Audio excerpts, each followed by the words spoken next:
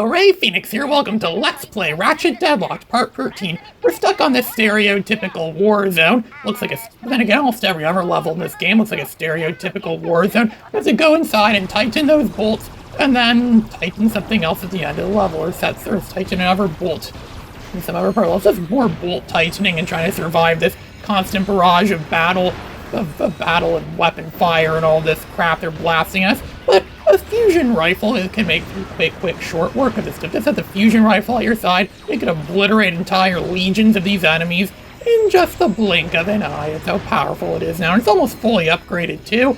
And this level's kind of large, but the developers were nice, and they gave us a nice little hover bike to ride on with a BB gun that we could drive around and use the BB gun to blast down enemies. Of course, it's a BB gun, so it's kind of useless against most of the enemies in this level, but it could still pack a little bit of a punch against them. Not a huge punch, obviously not. If you really expect a crappy little hover bike would actually have a weapon, actually did something, of course not. I bet a girl's tricycle probably has better firepower and better weapons than this thing.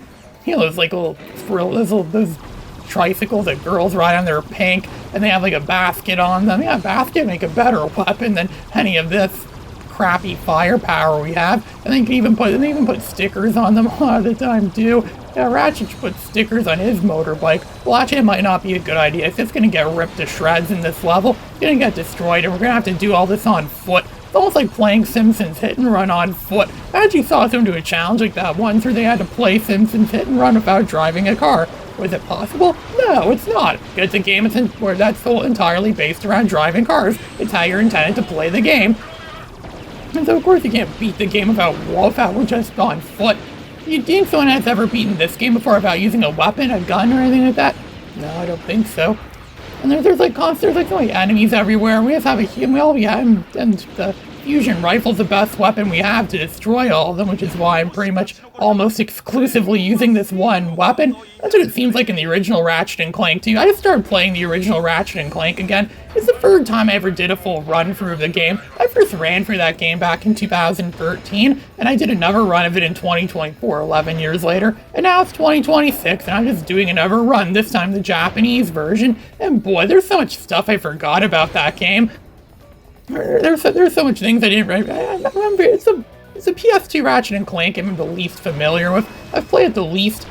And playing the game too makes me realize that, oh yeah, it makes me appreciate the sequels a lot more. Not that it's bad, but there's no strafing in it. There's no lock on at all either. It's really hard to lock on enemies or get a good like a good grip on enemies and blast them and kill them. And then again, it was the first time they ever made a Ratchet & Clank game, so I kind of forgive them for that.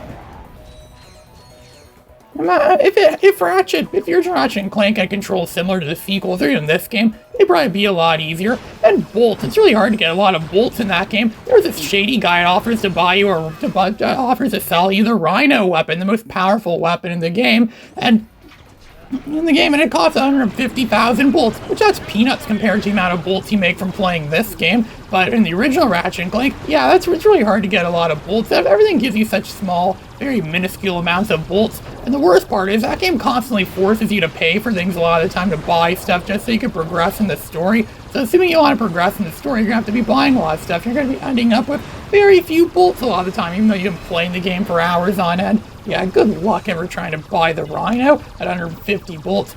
The inflation must have really hit the universe of Ratchet & Clank pretty hard. It seems like I just get 150 bolts from doing these challenges like it's nothing. Or maybe it's because they're doing some sort of deadly gladiator challenge. Maybe Ratchet got a pay raise or something like that too. I mean, Ratchet's been at this game for some time now, so he does get paid a lot more. I mean, they were technically not really playing as Ratchet now, just playing as a monkey that somehow found himself into the Solana Galaxy or whatever it is, the Peepo Monkey. I wish there was a way to play as a Peepo Monkey from Ape Escape and some of the other Ratchet & Clank games other than Up Your Arsenal, like Going Commando, or the original Ratchet & Clank, or even Ratchet & Clank Size Matters. Someone should make a mod for those games like that, a mod where you could play as the Peepo Monkey from Ape Escape in those games. I would love to have a mod like that, but I doubt that's ever going to exist. And it doesn't seem likely that would ever get made. And for some reason they made some sort of ray shield here that can only be destroyed with an EMP, and it takes us nowhere. There's absolutely nothing up there.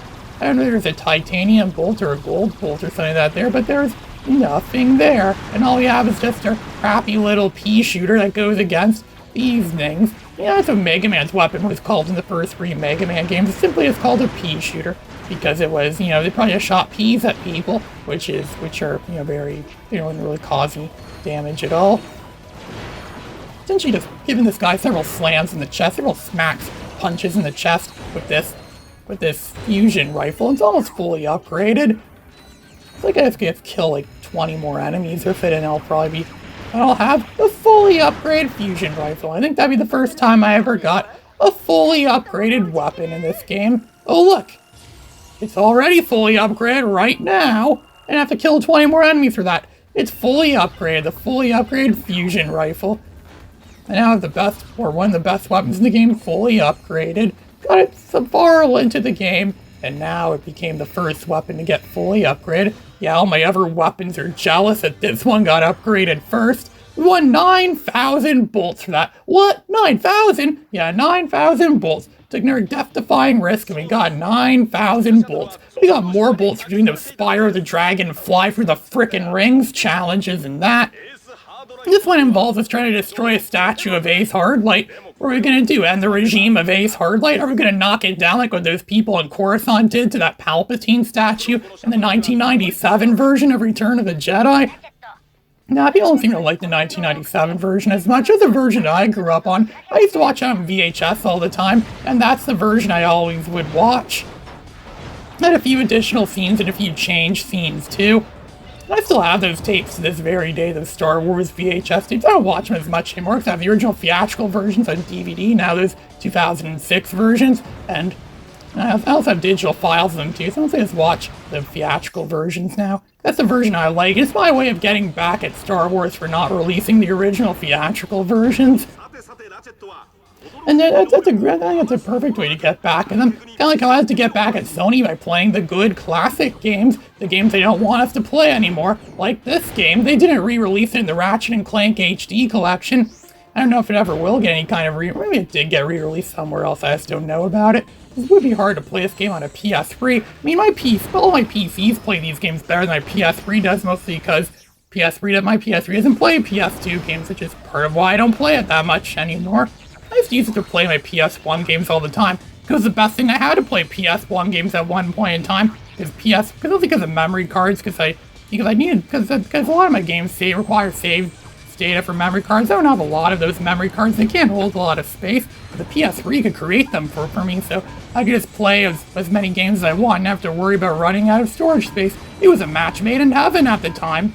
Yeah, but they've had emulation flaws too. Now I have a PC with DuckStation emulators that can play those same PS1 games, but better.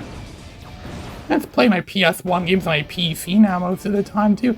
I still like to collect PS1 games and PS2 games. It's fun to collect games. Collecting games is a lot of fun. It's something that future generations of people may not get to experience anymore if retro games prices skyrocketing. They say the best way to go against these skyrocketing retro game prices is simply not buy them, and eventually people realize that no one's willing to pay that much for them, and then they'll have no choice but to lower the prices, so we could buy them then. That's the only way we're going to defeat this. We just got 10,000 bolts for that. If only there was a way for me to transfer my bolts from this game into the original Ratchet & Clank, if I could use them to buy the Rhino, which I'll probably never be able to afford. Oh look, it's one of these challenges where we're just stuck in this turret and we're just going to be blasting. It's never easy. Challenges have to blast these robot alien things and have them get destroyed, and we get bolts for it. I had about 604,000 bolts when this video began, and now I have like 655,000 bolts. I've gained 51,000 bolts. A third of what it cost to get the Rhino in the original Ratchet & Clank. And I just obtained that just by playing this one video. Yeah, it's like, oh, I need $45,000 there in an hour. What am I going to do? I know why. You just invent a new perfume and then sell it and market it everywhere. Oh, that's a good idea. I'll just go invent a new perfume right now and I'll sell it and market it and I'll have $45,000 in the next 40 minutes. Sounds like a good deal. That's a perfect way to get a lot of money in such a short amount of time. Just by creating your own perfume. I don't know how long it takes to invent a perfume anyways. With carcinogenic bomb things, with carcinogenic gases that probably make the fire alarm go off and make you smell like a used diaper filled with Indian food, and no one's gonna want to be with you anymore. They're gonna have to get people in hazmat suits to come and wash you off afterwards, and have to get the CDC involved afterwards, and nothing is ever a joke to the CDC, right? The CD, nothing's ever a joke to them. They charge people $100,000 for making a false report to them. I know the mayor of Crazy Town got charged for that once, for making a false report to the CDC, and had to pay a large hefty fine. But it was all his fault because he made a false report. I just got an nanotech upgrade there. Probably near, I don't know, about near 50 nanotech now, like 49 or 50 nanotech. This is my health now. I got 20,000 bolts just for doing that one stupid little challenge. Man, it's like you get tons of bolts for doing such the simplistic challenges a monkey could do, and yeah, you get far less for doing things that it would take more than a monkey to achieve. There's getting some more useless BS news reports. It's more like talk soup kind of news, where they talk about all the weird, bizarre stuff that celebrities are doing, celebrity stuff that no one cares about. Did you know that this celebrity has an outie belly button? Do you know this other celebrity can make their nose go inside out and honk it like it's a horn? Honk honk. Did you know this celebrity I don't know, I can't think of anything more to say for this, but you know, this celebrity could come up with better ideas than the time Schumacher put nipples on Batman and Robin. I think they're introducing the next boss to us, next guy, champion we're gonna have to fight. I say champion with quotes on my fingers. This next champion we're gonna have to fight and defeat, and probably gonna get him killed, because everyone gets killed in this game, right? Almost everyone dies at the end. Except for Ratchet, of course, he's the main character, and Clank and Al, because those are all the main characters we'll see in all the other games. Pretty much everyone else is pretty much going to get this setting as being set up as they're going to get killed by the time the game is over. And it's taking us back to the main homeworld where we're going to go to that stadium place and we're going to fight that boss guy we were just introduced to, the boss. And now Clank is just here flirting with his girlfriend, thinking he's talking about something important or something significant. But no, he's just flirting with his girlfriend. He's in prison, supposedly locked up and detained here, and yet somehow he still found a girlfriend and still able to communicate with her. I'm sure Seaman Vox is probably like looking over all their chat logs and their video logs and everything. You have to be careful of what you say. What you say could get you arrested and detained and put into a place you're gonna have to eat nothing but dead rats for the rest of eternity. And they also do something to that place too, so you'll live for eternity. If only North Korea had technology like that to make everyone in their country survive for an eternity. An eternity in North Korea, it's the ultimate punishment. There is no punishment worse than that. That's why I sent my damn slim bastard PS2 over there. Ray Phoenix, signing out.